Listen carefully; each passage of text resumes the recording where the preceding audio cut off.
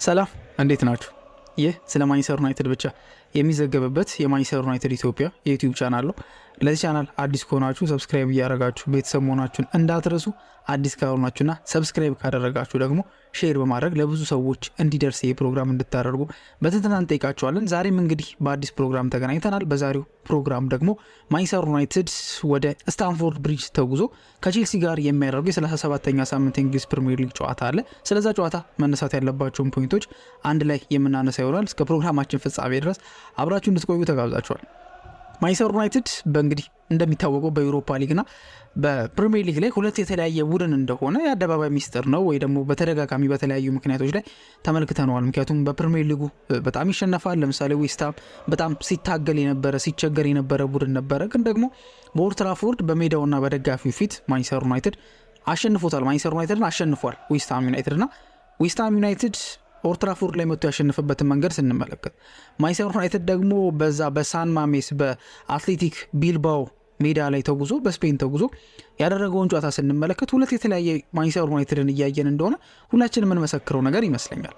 ስለዚህ በፕሪሚየር ሊግ የሚደረገው ጨዋታና በዩሮፓ ሊግ የሚደረገው ጨዋታ በጣም የተለያየ እንደሆነ እናውቃለን ሁላችንም እንጂ እንደዚህ አይነት ትልልቅ ጨዋታዎች በተለይ ማንቸስተር ዩናይትድ ከቼልሲ ጋር ነው ጨዋታውን የሚያደርገው።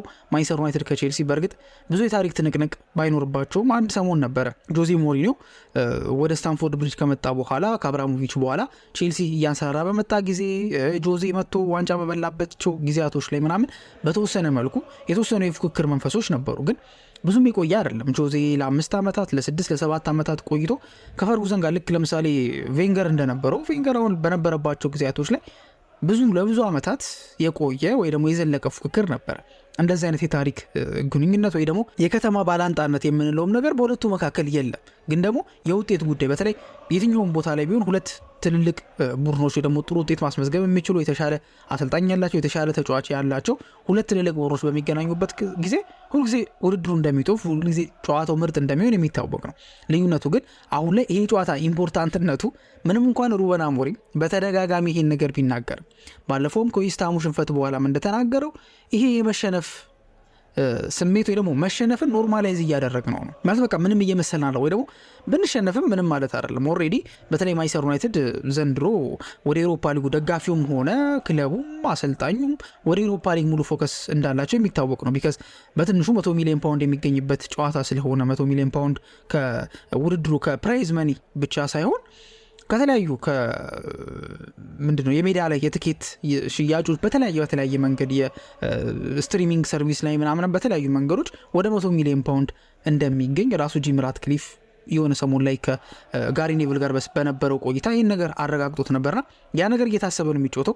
ይሄ ነገር ተጫዋቾቹ ማይንድ ሴት ውስጥ የለም ብሎ ማሰብ ትንሽ ይከብዳል። ምክንያቱም አጨዋታቸውን እየተመለከተ ነው። ኦልድ ትራፎርድ ላይ በዩሮፓ ሊጉ የሚያደርጉት ጨዋታ በዩሮፓ ሊጉ በዛ በሳን ማሜስ እንደዛ የሚግለው የሚፋጀው ስታዲየም ስፔን እንግዲህ ትልቁ ስታዲየም ዩሮፓ ሊግ ፍጻሜ የሚደረግበት ስታዲየም ነው። ቡድኑ ደግሞ አትሌቲክ ክለብም ቀላል የሚባል ተጋጣሚ አይደለም። በላሊጋው ላይ በደንብ እነ ባርሳን የሚያስጨንቅ አይነት ጠንከር ያለ ተጫዋቾች ያሉት ጠንከር ያለ የባስክ ቡድን እንደሆነ ይታወቃል። ግን ማንቸስተር ዩናይትድ ይሄ ነገር አልገደበው። ኦፍኮርስ በቀይ ካርድ ወጥቶባቸው ነበረ። ግን 2 ጎል የተቆጠረው ከቀይ ካርዱ ኢፌክት በፊት እንደሆነ የምናውቀው ነገር ነውና በዛ ስናይ ሁለት የተለያየ ቡድን ሆኖ እናገኘዋለን።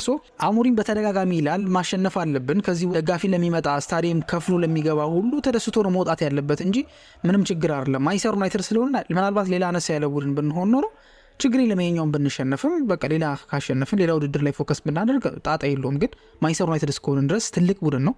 ትልቅ ቡድን ደግሞ በተጫወተ ቁጥር ማሸነፍ አለበት የሚል ጠንከር ያለ አስተያየት ሰጥቶ ነበረ። ግን ሜዳ ላይ የምንመለከተው ነገርና የምንመለከተው ብቻ ሳይሆን ከዛ በፊት ያለውም እውነታ ይሄ አይደለም። እንደምናውቀው ወደ ኤሮፓ ሊግ ተጫዋቾቹ ሲሄዱ የሚያሳዩት ተነሳሽነት በፕሪሚየር ሊጉ የሚያሳዩት ተነሳሽነት አንድ አይነት አይደለም። እንግዲህ ስንት ጨዋታዎች ላይ ነው እንደ ዩሮፓ ሊጉ ላይ በኦልድ ትራፎርድ ከኦሎምፒክ ሊዮን ጋር የተደረገውን ሬሞንታዳ ወይ ደግሞ ከምባክ ምን ያህል ፕሪሚየር ሊግ ጨዋታዎች ላይ ነገር ተመልክተናል አይደል? የተወሰኑ ጨዋታዎች ላይ ይህን ነገር ተመልክተን ይሆናል። ግን ከወሳኝነቱ አንጻር ስንት ወሳኝ ጨዋታዎችን ማንቸስተር ዩናይትድ በኦልድ ትራፎርድ ሉዝ አድርጓል። ለዛው ሉዝ ማድረግ የማይገባው ከ2 ጎል በላይ የተቆጠረበት በኦልድ ትራፎርድ ተሸንፏል። ስለዚህ ያላቸው ተነሳሽነትም አንድ አይነት አይደለም። አሞሪም ግን ትልቅ ቡድንን ሁሌ ማድረግ ያለብን ነገር ሁሌ ማሸነፍ አለብን፣ የምንጫወተው ለማሸነፍ ብቻ ነው ቢልም ግን እውነታው ግን እንደዛ አይደለም። ስለዚህ ከቼልሲ ጋር የሚያደርገው ጨዋታ ብለን የምናወራ ከሆነ ደግሞ ከቼልሲ ጋር የሚያደርገው ጨዋታ በእርግጥ ከቼልሲ አነስ ያሉ ለምሳሌ ዌስትሃም እኮ ከማንቸስተር ዩናይትድ በታች ነበር ደረጃው ጨዋታውን ከማድረጋቸው በፊት። ከዛ በፊት ደግሞ ከተመለከትን በጣም በታችም ነበረ። የግራሃም ፖተሩ ዌስትሃም እኮ በጣም እየተቸገረ ያለ ደጋፊዎችም እየተበሳጩበት ያሉት የግራሃም ፖተርም ቆይታ ጥያቄ ውስጥ የገባበት በጣም እየተቸገረ የነበረ ቡድን ነው። ከዛ በፊት ለተከታታይ ብዙ ጨዋታዎችን ማሸነፍ አልቻለም። ተከታታይ ጨዋታዎችን ሲሸነፍ የመጣ ቡድን ነው። ስለዚህ ቼልሲ ደግሞ ከዌስትሃም በጣም የተሻለ ቡድን ነው። ለምን ደረጃውም ይናገራል። በ63 ነጥብ 5ኛ ደረጃ ላይ ነው የሚገኘው።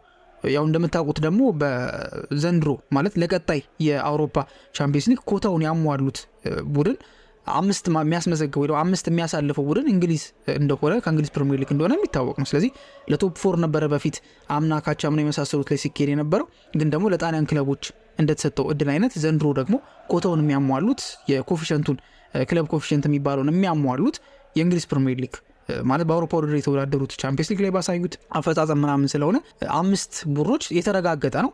በእርግጥ የአውሮፓ ሊጉም ደግሞ በሌላ መንገድ 6 ቡድኖች ለሚቀጥለው የቻምፒየንስ ሊግ ውድድር ላይ እንደሚሳተፉ የሚታወቅ ነገር ነው። ስለዚህ ቶፕ 5 ነው ማለት ነው የሚባለው ወደ ቻምፒየንስ ሊግ የሚታለፍበት። ያን ነገር በሚያደርጉበት ሰዓት ላይ ቼልሲዎች አሁን ያሉበት ብቃታቸው ምንም እንኳን ያለፉትን ተከታታይ ወራቶች ወርደው ቢሆንም አሁን ላይ ግን እየተመለሱ ያሉበት መንገድ አለ። ፋይት እያደረጉ ነው በሚገባ። ከሊቨርፑል ጋር የነበረውን ጨዋታ ተመልክተናል በምን አይነት መልኩ ጨዋታውን አሸንፈው እንደተመለሱና ለቻምፒየንስ ሊግ የሚያደርጉት ትንቅንቅ። እነሱ ፕሪሚየር ሊግ ላይ አላማ አላቸው። ዩናይትድ አላማ የለውም ፕሪሚየር ሊግ ላይ እንዳለው ሩበን አሞሪም ከክብር አንጻር ለደጋፊዎቹ የሆነ ነገር ከማበርከት አንጻር ካልሆነ በስተቀር ምንም የተለየ አላማ ይዞ እንደማይጫወት የምናውቀው ነገር ነው።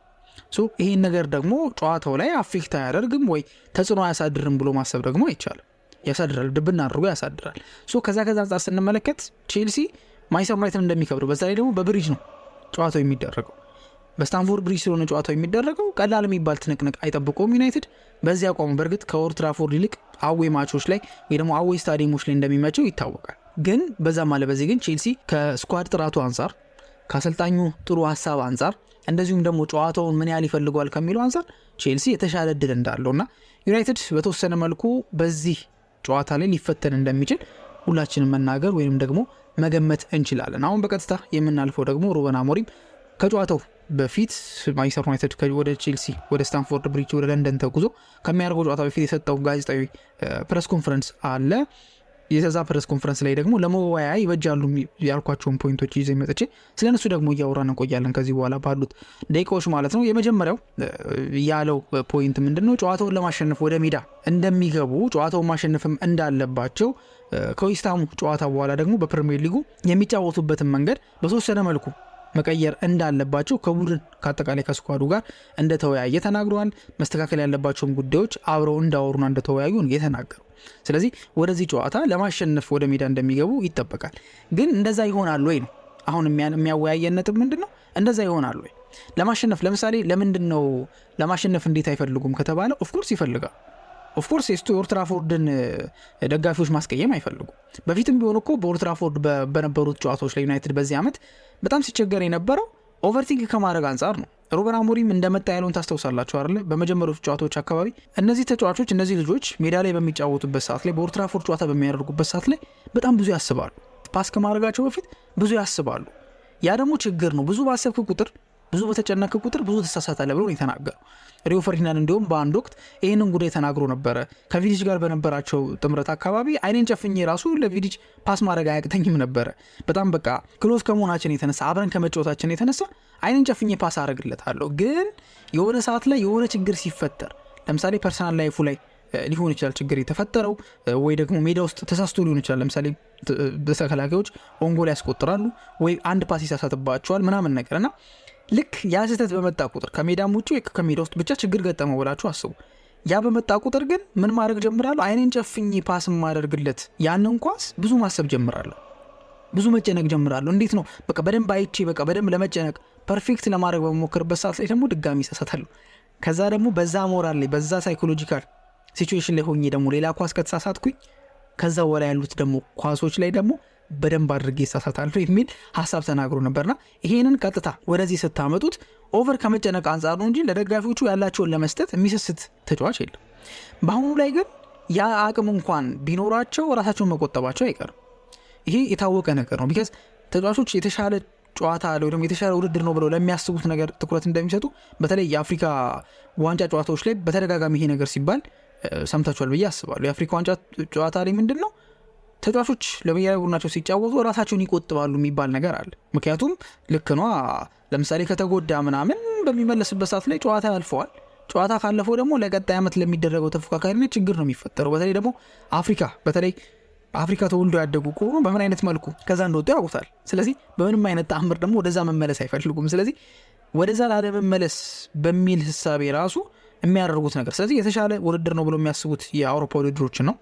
ፕሪሚየር ሊግ ጮት ከሆነ ፕሪሚየር ሊግ፣ ቡንደስሊጋ ኦር ሊጋ የተለያዩ ቡድኖች ላይ የተለያየ ሊጎች ላይ ማለት ነው። ስለዚህ አሁንም ተጫዋቾቹ እንደዛ ማድረጋቸው አይቀርም። ስለዚህ ጨዋታውን ለማሸነፍ ወደ ሜዳ እንገባለን ይበል እንጂ ምንም እንኳን አሞሪም ያን ይበል እንጂ ተጫዋቾቹ ጋር ይሄ ነገር አለ የሚለው ግን ሌላ ጥያቄ የሚያስነሳ እንደሆነ ግልጽ ነው። ግን ሩበን አሞሪም መልሶ ደግሞ በሌላ በኩል ደግሞ የተናገረው ምንድነው ለፍጻሜው ጨዋታ ለማገገም ጨዋታው ከተደረገ በኋላ ሮብ ዕለት ነው የሚደረገው የፍጻሜው ጨዋታና ለማገገም በጣም በቂ ጊዜ አለን ብሎ ነው የተናገረው። ስለዚህ ለማገገም ብለው ፈርተው እኔም ብዙ ሮቴሽን አላደርግም ወይ ደግሞ ሺፍት አላደርግም ተጫዋቾችም ደግሞ እንደዛ መጨነቅ የለባቸውም አይነት እንደዚህ አይነት አንድምታ ያለውን ንግግር ነበር የተናገረው። ኦፍኮርስ ልክ ነው። የማገገሚያ ጊዜ ይሄ አሁን ትሩ ፖይንት ያሰጣል። ቢካዝ ማገገሚያ ማለት ከጨዋታ በኋላ ሪከቨሪ አለ። ከዛ በኋላ በቃ ይሄ ቀለል ያሉ ትሬኒንጎች አሉ። ከዛ ታክቲካል ልምምዶች አሉ። ጠንከር ያለ ትሬኒንግ አለ። ከዛ በኋላ ፕሪማች የሆነ ቀለል ያሉ ደግሞ እንደዚሁ የማሟሟቂያ ምናምን ፕሮግራሞች ይኖራሉ። በተለያየ መልኩ ነው እንግዲህ እንደሚታወቀው ከጨዋታ በኋላ የተለያዩ ነገሮች አሉ። ስለዚህ በዛ መልኩ ነው ሊዘጋጅ የሚችለው። ከዚህ አንጻር ስንመለከት ትክክል ነው። ግን ጉዳት ከሆነ ግን ለማገገሚያ ጊዜ ይኖራል ብዬ አላስብም። ስለዚህ ተጫዋቾቹ በዋናነት ደግሞ የድካም ጉዳይ ብቻ ሳይሆን የጉዳትም ሁኔታ ላይ ያሳስባቸው እንደሚችል መገመት እንችላለን ማለት ነው። ከዛ ውጪ ሩበን አሞሪም የሚናገረው ግን ከዚህ አንጻር ለፍጻሜው ኢቨን እሱ አሁን የምናስበው ስለ ቼልሲ ጨዋታ ብቻ ነው። ግን ለፍጻሜው ራሱ መዘጋጀት ከፈለገን ምርጡ መንገድ ወይ ደግሞ አሪፍ የሚባለው ወይ እንደዚህ አይነት ጨዋታዎችን በድል መወጣት ነው። ምክንያቱም ሳይኮሎጂዎች እንትን ይላሉ፣ ይገለባበጣሉ፣ ወደ ሌላ ይሄዳል። ለምሳሌ በዚህ ጨዋታ ላይ ማን ዩናይትድ በጥሩ ሁኔታ በስታንፎርድ ብሪጅ በጥሩ ሁኔታ ተንቀሳቅሶ ማሸነፍ የሚችል ከሆነ ቀጣይ ለሚደረገው የዩሮፓ ሊግ ፍጻሜ የተሻለ መነሳሳት ይኖረዋል የሚል እሳቤ አለ። ምንም እንኳን ማንቸስተር ዩናይትድ በፕሪሚየር ሊግ ላይ በጣም መጥፎ የሚባል ፐርፎርማንስ አሳይቶ ከዛ በኋላ በዩሮፓ ሊጉ ላይ ጥሩ የሚባል እንቅስቃሴ ቢያሳይም አሞሪም ግን በዚህ እንደማይስማማና ፕሪሚየር ሊጉንም በጥሩ ሁኔታ በሲሪየስ መንገድ የሚያስ ከሆነ ዩሮፓ ሊጉ ላይም ለመዘጋጀት ስለዚህ በሌላ አማርኛ ምን እያላቸውን ለተጫዋቾቹም ወይ ደግሞ ለአጠቃላይ ለሚሰሙትም ለዩሮፓ ሊጉን ሳናስብ መጫወት አንችልም፣ እናስባለን። ግን ስናስብ ግን ጨዋታውን ጥሩ መጫወት ራሱን ይቻላል ሌላ የማሰቢያ መንገድ ነው። ቢካዝ ከዚህ በፊት በነበረው ጋዜጣዊ መግለጫ ላይ ተናግሮ ነበር እሱ ራሱ አንዳንድ ጊዜ ከጨዋታ ውጭ ብዙ መቆየትም እኮ ችግር ነው። ስለዚህ በጣም በተንቦረቀቀ ቁጥር በቃ ለዛ ነው በዌስትሃሙ ጨዋታ ላይ ብዙ ማሳረፍ የታል። በእርግጥ ኢንጁሪ ፕሮን የሆኑ ወይም ለጉዳት ይጠጋሉ ተብሎ የሚታሰቡ ተጫዋቾችን እንደሚጠነቀቅ ተጠንቅቋል። ምክንያቱም ጉዳት ሌላ ነው፣ የድካም ጉዳይ ሌላ እንደሆነ የሚታወቅ ነገር ነው። ስለዚህ ከዛ አንጻር ተናግሯል። ኢቨን ይሄ ብቻ የመዘጋጀት ጉዳይ ብቻም ሳይሆን ደግሞ በጨዋታው ላይ በብሪጁ ጨዋታ ላይም አንዳንድ ነጥቦችን ይወስዶ ለዩሮፓ ሊጉ ጨዋታ መዘጋጃ እንደሚጠቀመው በዚሁ መልኩ ተናግሮ ነበርና ጨዋታውን አሞሪም የሚለውን ነገር ካመኑ ወይ ደግሞ እሱ ከሚናገረው ነገር አንጻር ለማየት የምንሞክር ከሆነ ሲሪየስሊ ሊወስዱት እንደሚችሉ ለማዘጋጀት የሚጠቅማቸውም አይነት ነገር ስለሆነ ከዛ አንጻር በጥሩ ሁኔታ የሚጫወቱበት ኢቨን ከዛ ጨዋታ ላይ የሚደርጉ ለምሳሌ ጠንካራ ጎንም ደካማ ጎኖችንም ተመልክቶ ከዛ በኋላ እዛ ጨዋታ ላይ ለዩሮፓ ሊጉ የተለያዩ ነጥቦችን እንደሚይዝ ራሱ ሩበን አሞሪም ተናግሯል። ስለዚህ እሱ እንደሚለው ከሆነ ጨዋታው እንደቀልድ እንደማይመለከተው ከዚህ በፊት እንዳለው ከሊዮኑ ጨዋታ በኋላ እንደተናገረው ከዚህ በኋላ ትንሽ ልጆችን ነው የማሰልፈው ብሎ እንዳለው ሳይሆን አሁን ላይ ሲሪየስሊ ወስዶት በትክክለኛ በጥሩ አጫወት እንደሚጫወት ተናግሯል። ግን ይሄ ማለት ግን ለፍጻሜው ጨዋታ ላይ ችግር ሊፈጥሩ ይችላል ተብሎ የሚገምታቸውን ለጉዳት ቅርብ የሆኑ ተጫዋቾችን ግን ሊያሳርፍ እንደሚችል ወይንም ደግሞ መጠንቀቅ እንዳለበት ተናግሮ ነበረ። ለምሳሌ እንደነ ሌኒ ዩሮ የመሳሰሉት ተጫዋቾች በባለፈው ጨዋታ ላይ ጉዳት አስተናግዶ ከሜዳ መወገዱ የሚታወቅ ነገር ነው። ለምን ያህል ጊዜ ይቆያል የሚለው ነገር በእርግጥ በስነ ስርዓት የታወቀ ነገር የለም። ግን ሌሎችም ተጫዋቾች እንደነ ሉክ ሾው የመሳሰሉት ማውንት የመሳሰሉት ተጫዋቾችን በደንብ መጠንቀቅ አለበት። ቢካዝ አንድ ጨዋታ ነው ለማዘጋጀት ኢቨን ስለ ዳሎም በሚጠየቅበት ሰዓት ላይ ዳሎንም በቃ ለመዘጋጀት እሱን በጣም ጥረት እያደረገ ነው። ቢካዝ በቃ የመጨረሻ ጨዋታ ነው፣ ከዛ በኋላ ጨዋታ የለም። እኛም ደግሞ እንደምንም ብለን እንፈልገዋለን። ቢካዝ ለማንቸስተር ዩናይትድ እኮ ሌላ ጨዋታ የለም። ሶ በደንብ እሱን ጥረት እያደረገ ነው። ለሌኒዮሮ በግል እንግዲህ ትሬኒንግ እያደረገ እንደሆነ የተለያዩ ፊዚዮችን መመልከት ችለናል። ዲያጎ ዳሎም በደንብ ለመዘጋጀት ጥረት እያደረገ ነው። እሱ ብቻ ሳይሆን ጆሹዋ ዚርክዜ ለዚህ ጨዋታ ለመዘጋጀት ከሚጠበቀው በላይ ጥረት እያደረገ እንደሆነ ራሱን ከአንደበቱ ተናግሮ ነበር። ይደርሳል አይደርስም የሚለው ነገር ሌላ ፖይንት ነው፣ ግን እሱ ግን በጣም ጥረት እያደረገ እንደሆነ በዚህ አጋጣሚ ተናግሮ ነበረ። ኢቨን ለምሳሌ ሾው ለምሳሌ በዌስትሃሙ ጨዋታ ላይ ቶሎ እየቀየረው በቃ በዚህ ምክንያት እንደሆነ ነው የተናገሩ። ቢካዝ ሉክ ሾው ከረጅም ጊዜ ጉዳት ጊዜ ዘመን በኋላ ነው ተመልሶ ወደ ኦልድ ትራፎርድ በማንቸስተር ዩናይትድ ማሊያ መጫወት የጀመረው። ይህ ልጅ ደግሞ ፊት በሚሆንበት ሰዓት ላይ የሉክ ሾው ትልቁ ችግር የፊትነስ ጉዳይ ብቻ ነው እንጂ ፊት ከሆነ በጥሩ ሁኔታ መንቀሳቀስ እንደሚችል በተደጋጋሚ ያሳይቷል። ስለዚህ የፊትነስ ጉዳዩን ደግሞ መጠበቅ ያለበት መጠንቀቅ ያለበት አሰልጣኙ ነው። ሶስቱ ላይ ጫና ላለማብዛትም ሉክ ሾውን መቆጠብ እንደሚፈልግ ወይ ደግሞ ራሱ ማውንትንም አያሰልፋቸውም ማለት አይደለም፣ ግን እንደ ዌስትሃሙ ጨዋታ ሁሉ ቀደም ብሎ በ60 ምናምነኛው ደቂቃ ላይ ቶሎ ብሎ እንደሚቀይራቸው ይጠበቃል። ምክንያቱም ከአንድ ሳምንት ያነሰ ጊዜ ነው የሚቀረው ወደ ዩሮፓ ሊግ ፍጻሜ፣ ወደ ሳን ማሜስ፣ ወደ ቢልባኦ፣ ወደ ስፔን ሄዶ ለማንቸስተር ዩናይትድ ምናልባትም ለዘንድሮ ብቻ አይደለም ለቀጣይ ብቻ አይደለም ከዛም በኋላ ያሉት ዓመታት ወሳኝ የሚባልን ጨዋታ የሚያደርገው ማለት ነው። እነዚህም ፖይንቶች እንግዲህ በዋናነት ስለ ቼልሲው ጨዋታ ሩበን አሞሪም ተጠይቆ የተናገረው ሁኔታ ወይም ደግሞ የተናገረው ነገር ነው። ከዛ ውጪ በዚህ ጨዋታ ላይ ቼልሲ ጠንካራ ጎኑ ምንድነው፣ ደካማ ጎኖች ውስጥ ምንድናቸው የሚለው ነገር ስንመለከት ቼልሲ እንደምናውቀው ከጠንካራ ጎኑ ስንጀምር በክንፍ በኩል የሚያደርገው የማጥቃት እንቅስቃሴ ከባድ ነው። ለምሳሌ እንደ ኔቶ አይነት ማድዌኬ የመሳሰሉት ተጫዋቾች በክንፍ በኩል የሚያደርጓቸው ሩጮች፣ በተለይ ኔቶ በቀኝ ክንፍ በኩል የሚያደርገው እንቅስቃሴ በጣም አደገኛ እንደሆነ እናውቃለን። ስለዚህ ከጠንካራ ጎኖቻቸው መካከል ይሄኛው በዋናነት ይጠቀሳል። ከዛ ውጪ ኮል ፓልመርም የሚታወቅ ነው። ግን የኮል ፓልመር ጉዳይ ግን በተለይ 2025 ከገባ በኋላ በተወሰነ መልኩ የመቀዛቀዝ ሁኔታ ተመልክተናል። ስለዚህ ትንሽ የሚያጠራጥረው ነገር የእሱ የመሃል ሜዳ ጥምረታቸውም ግን በጣም አስደናቂ ነው። የኤንዞ ፈርናንዴዝ፣ ሞይሴስ ካይሴዶ እንደዚሁ ሮሚዮ ላቪያም እንደዚሁ ከጉዳት መልስ ለቼልሲ ጨዋታው ማድረግ ስለቻለ የመሃል ክፍሉ የቼልሲ በጣም ጠንካራ ሊሆን እንደሚችል የሚታወቅ ነው። እንግዲህ ከኋላ መስርቶ መጫወት የሚወዱ አይነት ቡድን እንደሆነ ቼልሲ ይታወቃል። እንደነ ኩኩሬያ የመሳሰሉት ደግሞ የመስመር ተከላካዮች በደንብ ወደ ላይ ኦቨርላፕ አንደርላፕ እያደረጉ በደንብ የማጥቃቱን እንቅስቃሴ እንደሚመሩ የሚታወቅ ስለሆነ በእንደዚህ አይነት መልኩ የሚጫወት ቡድን ነው። ከደካማ ጎኑ መካከል ለምሳሌ የአጥቂው ቦታ ላይ ለምሳሌ ቼልሲ ችግር አለበት። ምክንያቱም እንደምናውቀው ከኒውካስል ጋር በነበረው ጨዋታ ላይ ኒኮላስ ጃክሰን ባልተገባ መልኩ የኒውካስል ተጫዋች ላይ ከኳስ ውጪ ጥቃት ፈጽመሃል በሚል በስትሬት ሬድ ካርድ ከሜዳ መወገዱ ይታወቃል። 9 ቁጥር ቦታ ላይ ያጎላል። የእሱ አለመኖር ብቻ ሳይሆን ደግሞ ፓልመር እንደምናውቀው ከእሱ ጋር ሲጣመር ነው በመቾት የሚጫወተው። አጣማሪው ስለሌለም በዛ ቦታ ላይ ክፍተት ሊኖር እንደሚችል ይታወቃል። የተከላካይ ክፍሉ ያለመረጋጋት ነገር አለ። በረኛውም በተለይ ሃይሊ ፕረስ የሚደረግ ከሆነ ችግር ሊፈጠርበት እንደሚችል የሚታወቅ ነው። ስለዚህ ዩናይትድ በዚህ ጨዋታ ላይ ሃይሊ ፕረስ ማድረግ የሚችል ከሆነ ተከላካዮቹን ስህተት እንዲሰሩ መጋበዝ ይችላል። በረኛው ሳንቼዝም ስህተት በጣም የሚሰራ በረኛ ስለሆነ ለስህተት ማጋለጥ የሚቻልበትም እድል ስላለ ዩናይትድ በደም ሃይሊ ፕረስ የሚያደርግ ከሆነ ይህንን አድቫንቴጅ ሊጠቀም የሚችልበት እድል አለ ተብሎ ይታሰባል። ግን ደግሞ ሃይሊ ፕረስ አላረገም በሎ ብሎክ እና በሚድ ብሎክ እጫወታለሁም ካለ 9 ቁጥር የሌለው ቡድን እንደሆነ እናውቃለን። በተለይ በቃ ለምሳሌ እንዳልኳችሁ ኒኮላስ ጃክሰን እዚህ ቦታ ላይ በቀይ ካርድ ምክንያት አይኖርም። ስለዚህ እሱ ማይኖር ከሆነ ደግሞ 9 ቁጥር የሌለው ደግሞ ቡድን ደግሞ በተለይ በሎ ብሎክ በሚድ ብሎክ የሚጫወትን ቡድን ሰብሩን ለመግባት ትንሽ ሊቸገር የሚችልበት ሁኔታ ስላለ ከዚህ አንጻር ቼልሲን ማንቸስተር ዩናይትድ መቆጣጠር ወይ ደግሞ መቋቋም የሚችልበት እድል ይኖራል። ከዛ ውጭ ግን ጥሩ የሚባል ፉክክር ይታይበታል ተብሎ ይጠበቃል። ምንም እንኳን ዩናይትድ እንዳልኳችሁ ዩሮፓ ሊጉን እያሰበ ነው የሚጫወተው፣ ይሄ ፋክት ነው። ቼልሲም የፍጻሜ ጨዋታ አለበት፣ ግን ያው ይታወቃል ቼልሲ ኮንፈረንስ ሊግ በሁለተኛ ቲሙ እየተጫወተ ነው ለፍጻሜ የደረሰው። በእርግጥ የነ አንቶኒው የነ ኢስኮ የነ ቤለሪን ቡድን ሪያል ቤቲስ ቀላል የሚባል ተጋጣሚ እንዳልሆነ እናውቃለን።